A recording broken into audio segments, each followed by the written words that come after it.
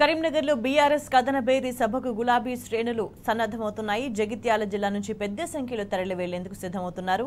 జగిత్యాల నుంచి మరింత సమాచారం మా ప్రతినిధి సందీప్ అందిస్తారు.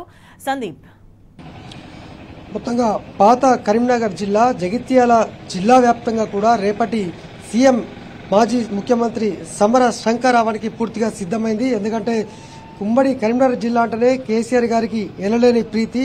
2001 నుంచి ఇప్పటి వరకు ఏ కార్యక్రమం ప్రారంభించినా కూడా ఈ కరీంనగర్ జిల్లా ఎస్ఆర్ఆర్ కళాశాల వేదికగా ప్రారంభమైంది. ఈ క్రమంలో రేపటి సభకు కూడా పూర్తిగా సిద్ధమైంది. ఇప్పటికే ఎక్కడికక్కడ శ్రేణులు రేపటి సభకు తరలి వెళ్లేందుకు ఏర్పాట్లు సిద్ధమయ్యాయి. జగిత్యాల అంటే కోరుట్ల జగిత్యాల నియోజకవర్గంతో పాటు ఇటు చొప్పదండిలోని జగిత్యాల నియోజకవర్గంలో జగిత్యాల జిల్లాలో ఉన్న మల్యాల కొడింబేల మండలం నుంచి కూడా ఇప్పటికే శ్రేణులు సిద్ధమయ్యారు. మాజీ ఎంపీ వినోద్ కుమార్ ప్రణాళికా సంఘం ఉపాధ్యక్షులుగా ఉన్నటువంటి వారికి ఖచ్చితంగా గెలిపించుకుంటాం. ఎందుకంటే పార్లమెంటులో 509 ప్రశ్నలు సంధించి దేశంలోనే 2వ ఎంపీగా ఒక రికార్డు సృష్టించినటువంటి మాజీ ఎంపీ వినోద్ కుమార్ గారు అత్యంత సౌమ్యుడిగా పేరుగాంచారు. అలాగే కేసీఆర్ గారికి అత్యంత కరీంనగర్ జిల్లా అంటే ఎనలేని ప్రీతి. ఏ కార్యక్రమం తలపెట్టా కూడా ఉమ్మడి కరీంనగర్ జిల్లా నుంచే ఇదే ఎస్ఆర్ఆర్ కళాశాల వేదికగా 2001 ఏప్రిల్ 17న ప్రారంభమైన ఆ ఉద్యమ వేదిక నుంచి 2007న సింహగర్జన, ఆ తర్వాత జరిగినటువంటి ఎన్నో కార్యక్రమాలు, మిలియన్ మార్చ్, సకల జనుల సమ్మె వేదిక కూడా ఇదే కరీంనగర్ జిల్లా నుంచే ప్రారంభమై మొత్తంగా దేశవ్యాప్తంగా రికార్డు సృష్టించింది. మొత్తంగా రేపటికి సంబంధించి మొత్తం ఏర్పాట్లయితే ఎక్కడికక్కడ సిద్ధం చేసుకున్నారు. ప్రస్తుతం చొప్పదండి మాజీ ఎమ్మెల్యే సుంకె రవిశంకర్ ఆధ్వర్యంలో రేపటి సభకు భారీగా తరలి వెళ్లేందుకైతే సిద్ధమయ్యారు. ఒక్కసారి ప్రస్తుతం మాజీ ఎమ్మెల్యే గారు మనతో పాటున్నారు. రవిశంకర్ గారు, మొత్తంగా పాత కరీంనగర్ జిల్లా అంటేనే మాజీ సీఎం కేసీఆర్ గారికి ఎనలేని ప్రీతి. మరి మాజీ ఎంపీ వినోద్ కుమార్ గారు కూడా అత్యంత సౌమ్యులు, రాష్ట్రంలోనే రికార్డు, దేశంలోనే రికార్డు సృష్టించారు. ఎంపీగా ఎన్నో ప్రశ్నలు సంధించారు. మరి రేపటి సభకు సంబంధించి ఎట్లా ఉండబోతోంది, ఏం జరగబోతోంది?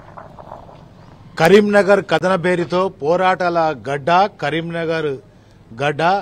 మరి గౌరవ తొలి ముఖ్యమంత్రి పార్టీ అధినేత కేసీఆర్ గారు రేపు రానున్నటువంటి సందర్భంలో కరీంనగర్ 7 సెగ్మెంట్లే కాకుండా ఉమ్మడి కరీంనగర్ జిల్లా వ్యాప్తంగా కూడా గులాబీ శ్రేణులే కాకుండా రాష్ట్ర వ్యాప్తంగా రైతాంగం అంతా కూడా ఇవాళ కేసీఆర్ గారి కోసం రాక కోసం ఎదురు చూస్తున్నటువంటి సందర్భం. మా నియోజకవర్గం చొప్పదండి నియోజకవర్గం నుంచి సుమారుగా 20,000 మంది మరి గులాబీ శ్రేణులతో పాటుగా రైతాంగం అంతా కూడా తరలించడానికి అన్ని ఏర్పాట్లు కూడా చేసుకున్నాం. చాలా అద్భుతంగా రేపు తరలి వెళ్తాం. 4 గంటలకు జరిగేటువంటి ఆ సభ మరి కేసీఆర్ గారు ముఖ్యంగా ఎస్ఆర్ఆర్ డిగ్రీ కాలేజ్ ఆ గ్రౌండ్ మరి వారికి సెంటిమెంట్ గా కలిసి వచ్చేటువంటి గ్రౌండ్ కనుక వారు రేపు 4 గంటలకు రానున్నారు. మరి గులాబీ శ్రేణులందరూ కూడా పెద్ద ఎత్తున తరలి వెళ్తున్నటువంటి సందర్భంలో ఆమరణ నిరాహార దీక్ష అయినా, అది ఉద్యమమైనా, అది సంక్షేమమైనా, అది అభివృద్ధి అయినా ఇవాళ గౌరవ తొలి ముఖ్యమంత్రి కల్వకుంట్ల చంద్రశేఖరరావు కరీంనగర్ నుంచి ప్రారంభం చేశారు కనుక ఇవాళ కరీంనగర్ కథనబేరి రేపు సాయంత్రం 4 గంటలకు జరగబోయేటువంటి ఈ యొక్క బహిరంగ సభ కూడా కరీంనగర్ నుంచే ప్రారంభం చేసుకోవడం చాలా శుభసూచకమని మేమందరం కూడా భావిస్తా ఉన్నాం. ఈ వచ్చేటువంటి పార్లమెంట్ ఎన్నికలలో చాలా అద్భుతంగా 12కు పైగా సీట్లు మరి ప్రజల దీవెతో గెలవబోతా ఉన్నాం. ఎందుకంటే మరి గతంలో తెలంగాణ రాష్ట్రాన్ని కొట్లాడి తెచ్చుకొచ్చినటువంటి తెలంగాణ, దేశానికి రోల్ మోడల్ గా ఉన్నటువంటి ఈ తెలంగాణను తిరిగి మరి 60 ఏళ్లలో కాంగ్రెస్ పాలనలో ఏ విధంగా అయితే మరి రేవంత్ పాలన ఎట్లా ఉందంటే రేవంత్ పాలనలో కరెంటు రాదు, రేవంత్ పాలనలో రైతు భరోసా రాదు, రేవంత్ పాలనలో కళ్యాణ్ లక్ష్మి తులం బంగారం రాదు, రేవంత్ పాలనలో అదే రైతులకు రావాల్సినటువంటి ఏదైతే మరి ఆయన ప్రామిస్ చేసి 9 తారీఖు నాడు ఇస్తున్నటువంటి 2 లక్షల రుణమాఫీ రాదు. ఇట్లా రేవంత్ పాలనలో ఏది రాదు. ఇవాళ ఉన్న నీళ్లు కూడా మరి 5 లక్షల క్యూసెక్ల నీళ్లు సముద్రంలో కలుస్తా ఉంటే నాకు పాత మరి కాంగ్రెస్ పాలన జరుగుతున్నదే గుర్తుకొస్తుంది. మునుపు జరిగినటువంటి పాలనలే తిరిగి ఇవాళ కాంగ్రెస్ పాలన చేస్తున్నది ఒక దిక్కైతే, ఇవాళ భారతీయ జనతా పార్టీ రైతులకు వ్యతిరేక నల్ల చట్టాలు తీసుకొచ్చి రైతుల మోటార్లకు మీటర్లు పెట్టి ఇలా దేశాన్ని సర్వనాశనం చేసినటువంటి ఈ 2 పార్టీలను ఇలా ప్రజలు మరి బ్రహ్మాండంగా వాళ్ళకు తగిన బుద్ధి చెప్పడానికి ఈ పార్లమెంట్ ఎన్నికలు సిద్ధమవుతున్నటువంటి సందర్భంలో ఇవాళ మరి రేపు జరగబోయేటువంటి కార్యక్రమానికి మళ్లీ కేసీఆర్ గారు వస్తేనే, ఆనాడు కేసీఆర్ గారు కొట్లాడి తీసుకొచ్చినటువంటి తెలంగాణ ఎంత అద్భుతంగా అభివృద్ధి చెందిందో మళ్లీ కేసీఆర్ గారు వస్తేనే, కేసీఆర్ గారు మా వెన్నంటే ఉంటేనే మళ్లీ తెలంగాణలో కరెంట్ వస్తుంది, నీళ్లు వస్తాయి, అదేవిధంగా రైతు బంద్ వస్తుంది, రుణమాఫీ అవుతుంది.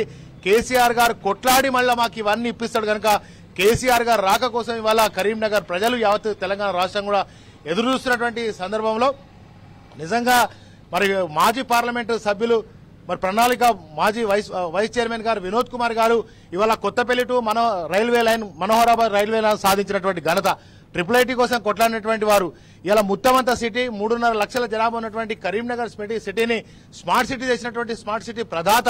మరి అంతేకాకుండా ఇవాళ కరీంనగర్ జాతీయ రహదారులను కూడా అంతకుముందు తెలంగాణ రాష్ట్రంలో జాతీయ రహదారులు ఇంచు కూడా లేకుండే, కానీ కేసీఆర్ గారి సారథ్యంలో ఇవాళ జాతీయ రహదారులు 1000 కిలోమీటర్లు సాధించినటువంటి వారు మరి 24 గంటల కరెంటు కోసం కూడా పోరాడినటువంటి వ్యక్తి వారు. అంతేకాకుండా ఇలా కాళేశ్వరం కానీ పాలమూరు రంగారెడ్డి ఈ ప్రాజెక్టులకు అనుమతుల కోసం కొట్లాడినటువంటి మరి ఒక మేధావి, ఒక ఉద్యమకారుడు మరి నాటి ఎంపీ వినోద్ కుమార్ గారు. మళ్లీ వినోద్ కుమార్ గారు గెలిస్తేనే ఆడ నరేంద్ర మోడీ ఉంటే నరేంద్ర మోడీ తోటి కొట్లాడి ఇవాళ వినోద్ కుమార్ గారు అనేక అంశాలలో మరి అభివృద్ధి సాధించారు. కానీ ఇలా ఇదే నరేంద్ర మోడీ పరిపాలనలో ఇదే బండి సంజయ్ ఉన్నాడు, మరి ఒక్క రూపాయి అయినా తెచ్చిండా, చిల్లి గవ్వనైనా తెచ్చిండా, అభివృద్ధి చేసిండా అంటే అభివృద్ధి నిల్లు. ఇవాళ ఆయన హిందూ అని చెప్పుకునేటువంటి హిందూ దేవుళ్ళ పేరు చెప్పుకొని ఓట్లు యాచించేటువంటి ఆయన ఇలా కొండగట్టు దేవస్థానం అనేది ఒక్క రూపాయి అయినా తెచ్చిండా? మరి ఇదే కొండగట్టు ఆలయానికి వినోద్ కుమార్ గారు సుమారుగా 800 ఎకరాలు మరి ఆ ఆలయానికి మరి కొట్లాడి తీసుకొచ్చి ఆలయానికి అప్పచెప్పినటువంటి ఒక ధీరుడు ఇవాళ వినోద్ కుమార్ గారు. మరి వేములవాడ రాజరాజేశ్వర స్వామి ఆలయం అనేది ఒక్క రూపాయి అయినా తీసుకొచ్చిండ అంటే మరి హిందూ అని చెప్పి హిందువుల పేరు మీద ఓట్లు సంపాదించుకున్నటువంటి బండి సంజయ్ ఇలా ఒక్క రూపాయి కూడా తెలియదు. ఇవాళ కరీంనగర్ ప్రజలు పార్లమెంటు స్థాయిలో కర్రు కాల్చి వాత పెట్టేటువంటి విధంగా ఒక దిక్కు భారతీయ జనతా పార్టీ కానీ ఒక దిక్కు కాంగ్రెస్ అయితే ఇవాళ మా ప్రాంతం అంతా కేసీఆర్ గారి నేతృత్వంలో ఇవాళ బ్రహ్మాండంగా కోనసీమగా మారింది. ఇవాళ మళ్ళా కాంగ్రెస్ వచ్చింది, కరువు తెచ్చింది. కాంగ్రెస్ అంటేనే కరువు, కాంగ్రెస్ అంటేనే కరెంటు కోతలు. అందులో ప్రధానంగా జగిత్యాల జిల్లా అంటే మీ చొప్పదండి నియోజకవర్గంలోనే మొదటి పంటలు ఎండిపోయిన పరిస్థితి కనిపించింది. మరి ఇప్పుడు నీళ్లు వచ్చినాయా? మరి పంటలు సాగవుతున్నాయా? సాగు లేదు, నీళ్లు లేదు. ఇలా ట్యాంకర్లతోటి ఆ పొలాలను తడుపుకున్నటువంటి దయనీయమైనటువంటి పరిస్థితి. ఇలా కాంగ్రెస్ వచ్చి కరువు తెచ్చినటువంటి పరిస్థితి. కరెంటు లేక, నీళ్లు లేక ఇలా పొలాలు ఎండిపోతుంటే మరి వాళ్ళు నిద్రపోతున్నటువంటి దున్నపోతు మీద వర్షం పడితే ఎట్లా ఉంటుందో ఇవాళ కాంగ్రెస్ పాలన, రేవంత్ పాలన ఆ విధంగా ఉంది. ఇక్కడ ఉన్నటువంటి శాసనసభ్యుడు కూడా పట్టించుకున్నటువంటి పాపాన పోలేదు. కనుక ఈ ప్రాంతం ఒకప్పుడు కేసీఆర్ గారి పాలనలో కోనసీమ అయితే ఇలా కాంగ్రెస్ పాలనలో మళ్లీ రైతుల కళ్ళల్లో కన్నీళ్లు వస్తున్నాయి. మరి అదేవిధంగా గోదావరి ఎట్టిపోతున్నది. మరి మా ప్రాంతం అంతగా ఎడారిగా మారుతున్నటువంటి సందర్భం ఉన్నది. కనుక తిరిగి ఈ ప్రాంత ప్రజలందరూ కూడా మరి బ్రహ్మాండంగా ఈ యొక్క కేసీఆర్ గారికి మద్దతు, వినోద్ కుమార్ గారికి మద్దతు ఇచ్చి బ్రహ్మాండమైనటువంటి మెజార్టీతో గెలిపించడానికి కూడా సిద్ధమవుతా ఉన్నారు. ఎందుకంటే అటు భారతీయ జనతా పార్టీ అయినా అటు కాంగ్రెస్ అయినా రెండు ప్రభుత్వాలు కూడా మా ప్రాంతానికి ఏం చేసినటువంటి పరిస్థితి లేదు. కనుక తిరిగి కేసీఆర్ రాక కోసం 1000 కళ్లతో ఎదురు చూస్తా ఉన్నారు.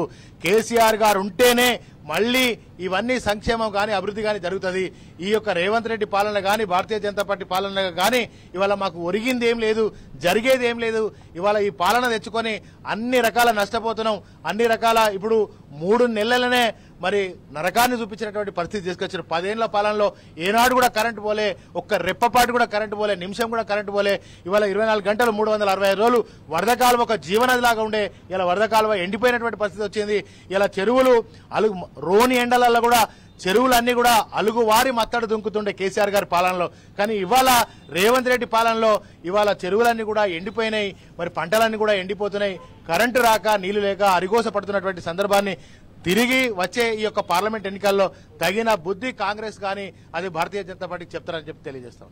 రైట్. మొత్తంగా అంటే మొన్నటి అసెంబ్లీ ఎన్నికల్లో 7 అంటే ఉమ్మడి కరీంనగర్ జిల్లాకు సంబంధించి ఉన్న నియోజకవర్గాల్లో 17 లక్షలకు పైగా ఓట్లు పోలైతే అందులో మొత్తంగా కలిపితే కాంగ్రెస్ పార్టీకి వచ్చిన ఓట్లు కేవలము బీఆర్ఎస్ పార్టీకి కాంగ్రెస్ కు 5000 ఓట్లు మాత్రమే తేడా. ఈ క్రమంలో ఇప్పటికే కాంగ్రెస్ పాలన ప్రజలకు అర్థమైంది. ఎందుకంటే కరెంటు కోతలు, ఇటు రైతులకు నీటి కష్టాలు కూడా పూర్తిగా అర్థమయ్యాయి. ఎందుకంటే ఇంత జరిగినా కూడా ఈ ఎన్నికల్లో విజయము కాంగ్రెస్ పార్టీ గెలిచినప్పటికీ కూడా నైతికంగా బీఆర్ఎస్ అని చెప్పుకోవచ్చు. ఎందుకంటే 5000 ఓట్లు మాత్రమే ఈ పాత కరీంనగర్ జిల్లాకు సంబంధించినటువంటి ఓట్ల తేడా 5000 మాత్రం ఉంది.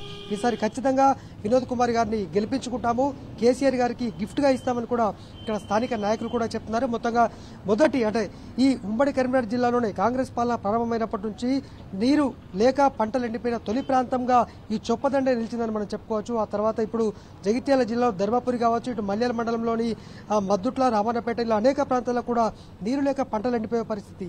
ఇంకా ఇదే పరిస్థితి ఇంకొక 10 రోజులు కొనసాగితే ఈ జిల్లా వ్యాప్తంగా కూడా మొత్తం పంటలు ఎండిపోయి కరువు నెలకొనే పరిస్థితి నెలకొంది.